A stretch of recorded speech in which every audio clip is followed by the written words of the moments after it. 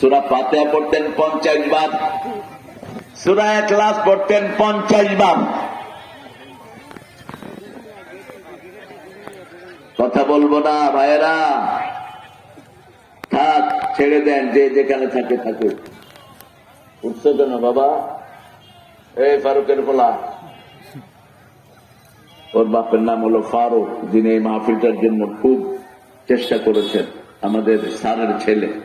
ফারুকের আব্বার নাম কি? ইব্রাহিম স্যারের ছেলে।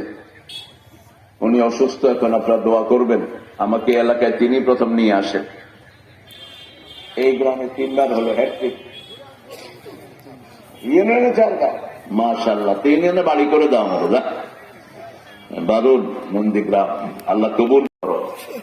এই জন্যই আল্লাহ তোমাদের ধরছে ভালো মতো, ঠিক কিনা?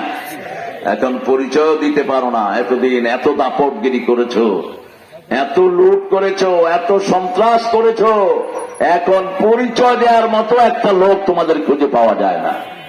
বিচার করেছেন কে? এই জন্য আমরা কাজ করব কার? আমরা নামাজ পড়বো কার জন্য? ফাসাল্লি লিরাব্বিকা ওয়ানহার, রবের জন্য নামাজ পড়ো। আজকে 8টা গুণের উপর কথা বলবো। 8টা গুণ। কয়টা? 8টা গুণ যার মধ্যে থাকবে তার জন্য 8টা জান্নাত এসেছে। নবীদেরকে আল্লাহ 35টা গুণ দিয়েছেন। এর মধ্যে সবগুলো গুণ যেই নবীর মধ্যে ছিল তিনার নাম মুহাম্মদ সাল্লাল্লাহু। বাকি নবীরা কেউ 8টা গুণ অর্জন করেছেন, কেউ 10টা।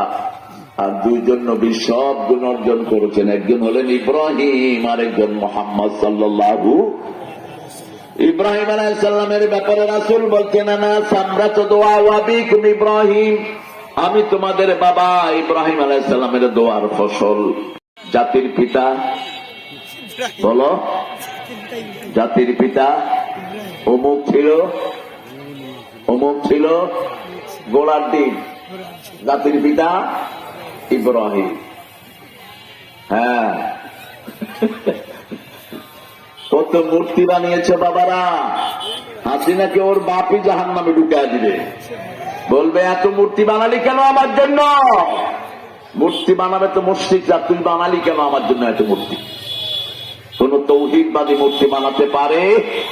আমাদের আছে। আর আমরা বুদ্ধপন্থী, আমরা সব হাত যেখানে যায় সেখানে আমরা বেঁধে দাঁড়াই, জামা বন্দিকার অনুসারী যারা, কোনটার ভিতরে কোনো ঠেলাঠেলি নাই। ঠেলাঠেলি শুধু আমাদের মধ্যে, যারা জ্ঞান পাপি, কম জ্ঞান যারা, এদের মধ্যে ঠেলাঠেলি। আমরা সব একদল, ঠিক কারণ ঠিক। যেমন আমাদের নজরুল বলেছেন, আল্লাহ আমার প্রভু, আমার নাহি নাহি ভয়, আমার